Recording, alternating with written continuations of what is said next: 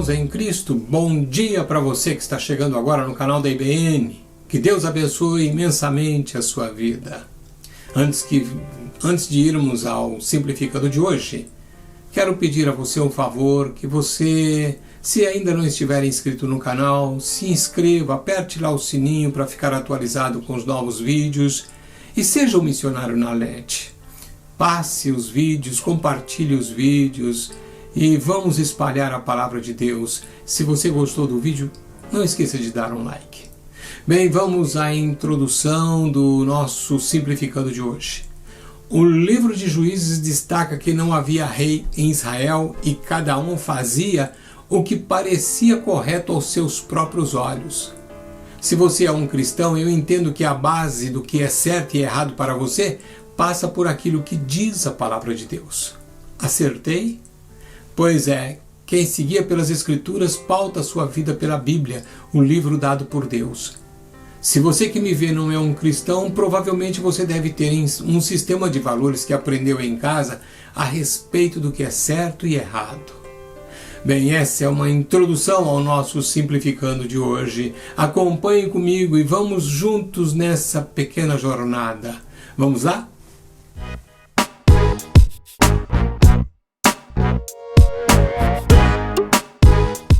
Hoje finalizo a história bíblica que comecei a recontar nas duas últimas edições do Simplificando. Veja bem, depois dos últimos acontecimentos, os israelitas são confrontados e precisam tomar uma decisão. Eles quase exterminaram a tribo de Benjamim e agora decidem que ela precisa ser repovoada. Para que isto aconteça, precisam dar mulheres aos homens que restaram da tribo de Benjamim.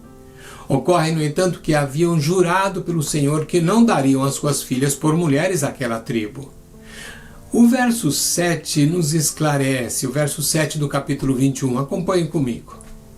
Como obteremos mulheres para os restantes deles, pois juramos pelo Senhor que das nossas filhas não lhes daríamos por mulheres?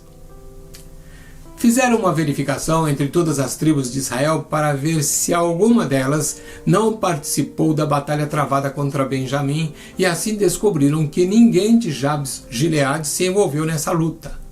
Como haviam também jurado pelo Senhor que quem não se envolvesse na batalha seria morto, então abriu-se uma janela para punir com morte seus moradores e pouparem as virgens, as quais eles as dariam aos benjamitas. Eles acharam 400 moças virgens e as deram aos homens de Benjamim. Todavia, como essas mulheres não eram suficientes, planejaram com os benjamitas que sequestrassem mais 200 moças de Siló, forçando-as a se casarem com eles. Ouvi que alguém denominou essa história como o esgoto das Escrituras. Provavelmente porque tal pessoa a considera como a mais repugnante e degradante da Bíblia. Não concordo com o termo que essa pessoa usou, mas concordo que esta história é de fato horrível. Não há nenhum personagem admirável, nem tampouco um ato nobre ou heróico. Ao fim, depois do estupro, da morte, da mutilação, dos assassinatos e do genocídio, todos voltam à normalidade da vida. Como se explica isso?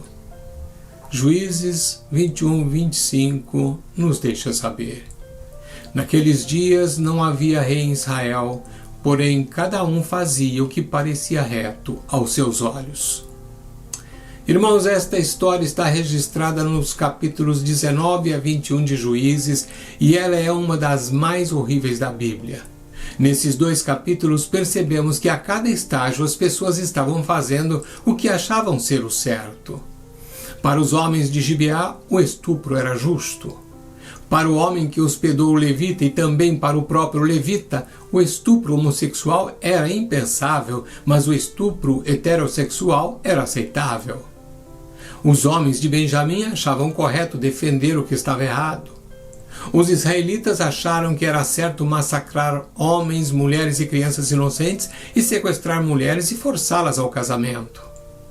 A nenhum deles jamais lhes ocorreu que estivessem fazendo o que era errado. Conclusão: Imagina um homem que não creia em Deus e nem tão pouco creia que Ele exista. Mas esse homem vive e desenvolve as virtudes morais.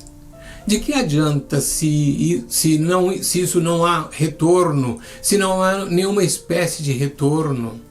Se não há vida após a morte, que diferença fará se essa pessoa sem Deus vive como um criminoso ou como um benfeitor? Sem Deus em suas vidas, esses violadores escapam incólumes. Aqueles que são culpados de genocídio se safam, bem como vemos isso ao longo da história. Vários exemplos. Sem Deus, terroristas, militantes, políticos desonestos e religiosos hipócritas se livram. O que é correto e o que é errado está fundamentado em Deus, e somente por meio dele é que o mal será punido e a bondade e retidão serão recompensados. Em Deus sabemos que a justiça prevalecerá. Você tem essa convicção? Eu tenho. Eu quero afirmar aqui, finalizando, que quando olhamos para Cristo e vivemos por Sua palavra, não apenas saberemos o que é certo, mas faremos o que é certo aos olhos de quem realmente importa, ou seja, o Deus cuja bússola é o amor, a graça e a misericórdia. Ponha tudo isso que você ouviu aqui no seu coração. Que Deus te abençoe abundantemente. E até o próximo Simplificando, se Ele assim o permitir. Até lá!